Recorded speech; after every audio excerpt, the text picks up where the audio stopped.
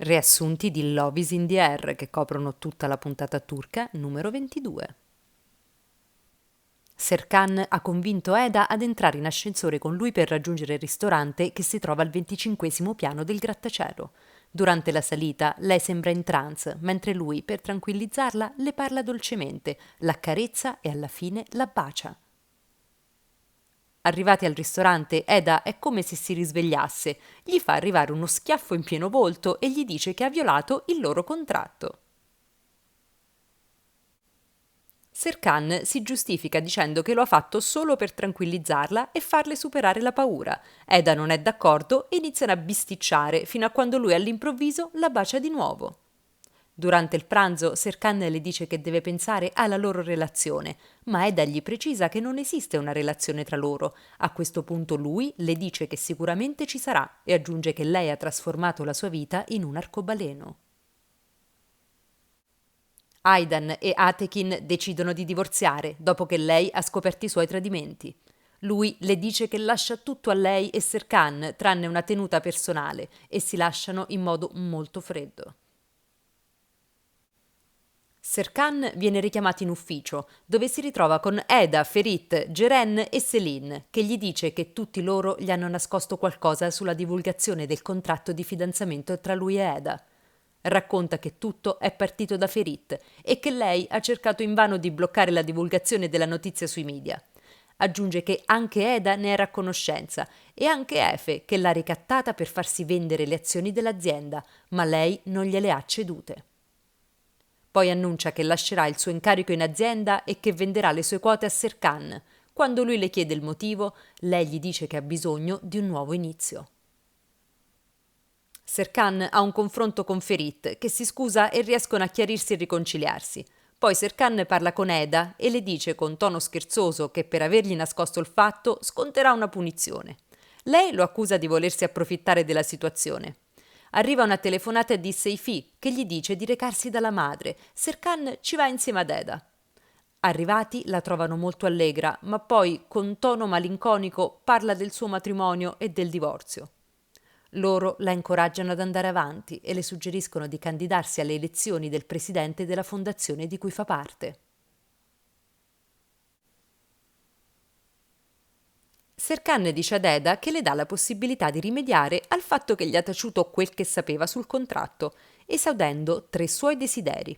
Specifica che si tratta di 3 piccoli desideri che non violeranno le clausole del loro contratto. Eda gli risponde che prima deve sapere quali sono. Atekin va in ufficio da Serkan e si scusa per non essere stato un buon padre e gli dice che invece lui lo sarà e che sarà felice insieme ad Eda. Serkan, molto freddamente, gli dice che non lo vuole più nella sua vita e in quella della madre. Eda, dopo questo difficile colloquio, gli sta vicino e lui le chiede di tornare a lavorare insieme, visto che Efe è partito. Eda gli dice che continuerà a lavorare con Efe a distanza e che sta per arrivare il suo socio. Serkan le chiede di assisterlo nella ricerca di una sostituta per Selin. Durante i colloqui delle candidate, Eda si mostra gelosa, tanto che Serkan le dice di scegliere lei la candidata. Eda, esaminando i curriculum, ne sceglie una di nome Balka, che nella foto sembra bruttina. Nel frattempo Balka è con una sua amica che le sta predicendo che presto avrà un'offerta di lavoro e che si innamorerà di un uomo le cui iniziali sono S per il nome e B per il cognome. Quando viene contattata dall'ufficio di Serkan per un colloquio è felice e speranzosa. Balka è una donna vistosa e attraente e quando arriva per il colloquio resta sorpresa delle iniziali del nome di Serkan Bolat, identiche a quelle che le sono state predette. Eda è molto sorpresa di vederla molto diversa dalla foto del curriculum e Balka le dice che è una foto che risale a tanto tempo prima. Finito il colloquio, Eda e Serkan si consultano e lui le dice che lei è gelosa, al che Eda gli dice di assumerla subito. Selin intercetta Balka e le dice che per avere successo in azienda deve conoscere tutto di Serkan Bolat. Seifi chiama Serkan per avvertirlo che la casa della madre è assediata da giornalisti che vogliono informazioni sul divorzio. Allora Serkan vi si reca con Eda e con Balka, che si è offerta di trattare lei con la stampa visto che è specializzata in comunicazioni. Aidan chiede che tutti insieme studino una strategia che l'aiuti a vincere l'elezione a presidente della fondazione di cui fa parte. Allora tutti si mettono al lavoro per reperire voti a favore di Aidan. Balka ha uno scambio di opinioni con Eda e le dice che è inutile cercare di cambiare le persone. Eda invece sostiene che piccoli cambiamenti possono aiutare in un rapporto, ma Balka con decisione afferma che non bisogna cambiare nessuno. Questo scambio di vedute avviene davanti a Serkan, che interviene e mette fine alla discussione. Serkan esprime a Eda il desiderio che lei una sera bussi alla sua porta e trascorrono la serata insieme. Lei risponde che ci penserà.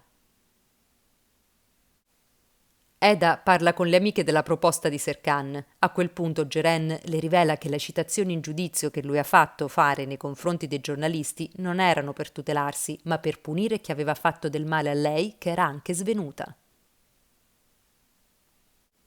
È sera e Serkan è convinto che Eda vada da lui, ma quando sente suonare alle porte è Engin che vuole lamentarsi di Piril che ha paura del matrimonio e di impegnarsi.